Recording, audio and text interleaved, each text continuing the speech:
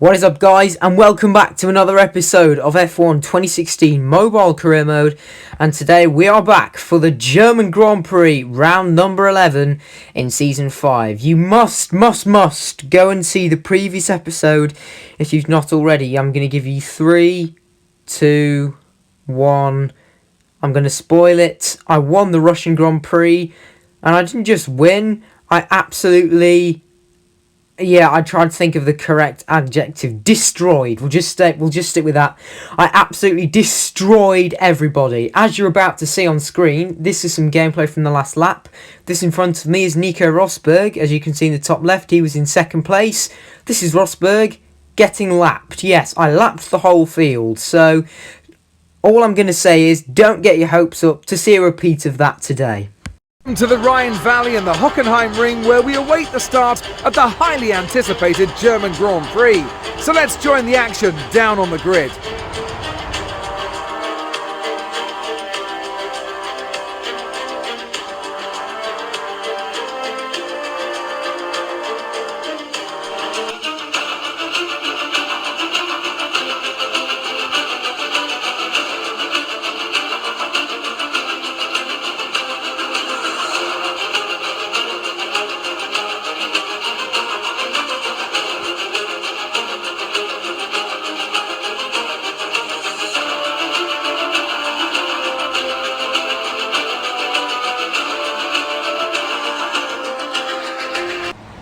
Well, my qualifying lap was invalidated. Even in Q1, I was a bit greedy at turn 1 and cut a little bit too much of the corner off. And the game didn't like it. So, we are starting from the back. Sebastian Vettel is on pole for his home race.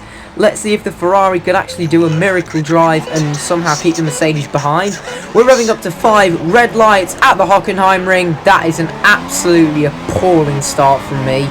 I've absolutely no idea what I was doing at this point to get a start like that. Into the first corner, we're going to go around the outside of about 6 cars though, because, you know, that's what the AI do. They just decide they want to take each other out, or, I don't know. The coding in this game is weird. It's over 6 years old.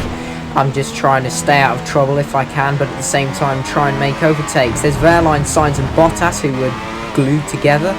You might have just seen that. In the end, it will be the Spanish driver who loses out. So I'm going to make up a few places now. Gutierrez and Button. As we head onto the back straight, I'm fancy my chances against Pascal Wehrlein into the braking zone. And maybe even Carlos Sainz as well. No, I'm not quite going to be that greedy. Although, on the exit, Wehrlein pushes me to the inside. And I can get a few more drivers. There's a Ferrari in there. Kimi Raikkonen. He's had a shocking start. And there's Bottas in P10. And we've already gained 11 places. I tried to send it on the flying fin. I'm not quite going to get that move done. That was a little bit optimistic. I've still got 17 laps. I've already got halfway through the field. But by the end of lap 5, I can't do any more. Somebody is pitted on the previous lap. A few drivers did. And I'm now going to call in to the pits because my super soft tyres are rubbish.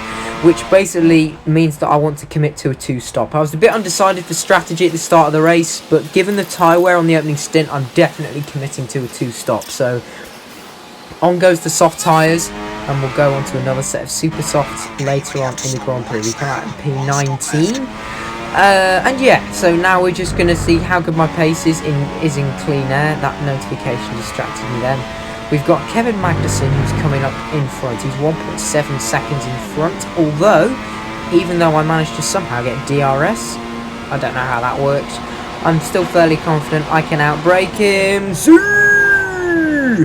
Yes, that was from a couple of episodes ago when I made a ridiculous dive bomb and then squeezed in Ronaldo's team radio thing. That was from the Tuscan Grand Prix, so I thought it seemed appropriate to squeeze that in then, as that was another mega dive bomb. Up the inside I go with Kevin Magnussen. I'm completely waffling, and we're up into P18 and make that P17 as we fly up the inside of Carlos Sainz at turn 2 at the start of lap number 7, and we've got Esteban Gutierrez in the crosshairs now as well. Exactly equaling my personal best first sector, so that's a good omen, I guess, if we're on a harder compound of tyre, that my pace might be quite good on the soft. Through the last corner at the end of the lap, and we have caught up to Gutierrez. My commentary is going to be a little bit weird today. as, well, to be honest, I've got a bit of a sore throat. I nearly lose my wing on the Mexican drive, actually, as we go through turn 1. I get a nice bit of DRS, and that's a nice little dive bomb to go up the inside into P16, so... But to be honest, we're already halfway through the race, and I'm actually still only in P16, so this is going to be a lot harder than I thought to cut through the traffic if I'm going to be having to make this second pit stop. We've got, as we come through the stadium section, we're going to go up the inside of Haryanto. He goes wide. Perez went wide too, although actually no, he hasn't. The Indonesian's still on my outside, and then I make a lovely double overtake as Perez comes right back onto the track, blocks off Rio's racing line, and there you go. I managed to benefit and get past both of them simultaneously. So we're up into P14. Let's make that P12 though, as we've got a couple of drivers into the pit lane. We've got right into the toe of Felipe Massa now. I'm just going to send it, and maybe on Verstappen as well. Not quite. I do make a little bit of contact with my teammate though. He was very slow on the exit actually. So Max, although he qualified up in P4, he's not really having a good race. I'm not going to make this difficult for either of us. Get DRS nicely to the outside line. Verstappen, thankfully, doesn't defend it. He doesn't have the pace to anyway. And I'm up into P9 now, but at the end of lap 12, I'm making my second and final scheduled pit stop of the afternoon. Into the pit lane for the set of super soft tyres that are going to take me to the remaining 5 laps. I can't speak. These tyres are going to take me the remaining 5 laps to the end of the race. There we go, Spitfire. My brain was temporarily reprogrammed there for a minute. I do apologise about that. I don't write a script for these commentaries. I just describe these events as they're happening. We've got the first lap car of the afternoon in the form of Felipe Nasr. I go really aggressive in terms of squeezing him out wide. I want to make sure, though, that I'm not losing time battling lap cars. And that's it. We're on to the final lap of the race already. This is Kevin Magnussen, who is also a lap down, and I'm only in P10. We've got Sainz behind me. Nico Rosberg has won the race, so that means if things stay as they are, I have completely lost my championship lead with this race. This weekend has really not been a good one for me. I cleared Magnussen. We've got Sainz, who's a long way back, as I said, and then there's Jenson Button, who I'm not going to catch. So yeah, what a disappointing race this has been. We went from P22. I mean, we've gained 12 places, but it's not enough. I probably, in hindsight, is a wonderful thing, you know. I probably should have done a 1 stop and not made that second pit stop. My pace hasn't been particularly good anyway. The AI are just good at this track, I guess. So it's only going to be P10 at the German Grand Prix. I don't know if I got around saying this before. I can't remember. It's been a long day. But myself and Rosberg are now going to be level on points. With 4 races to go in the championship, it's game on. I'm going to be giving everything at the Emilia-Romagna Grand Prix next time to try and defeat the German. There's the results from a very disappointing German Grand Prix from my part. Rosberg wins, Hamilton second, Vettel third, Alonso fourth. They are 4 iconic names. Hulkenberg in P5, then Grosjean, and then Bottas, and then Kvyat, and then Button, and then I got the final points. Then it was Sainz, Palmer, Raikkonen, Gutierrez, Haryanto, Verstappen only P16, Perez P18, Massa P20.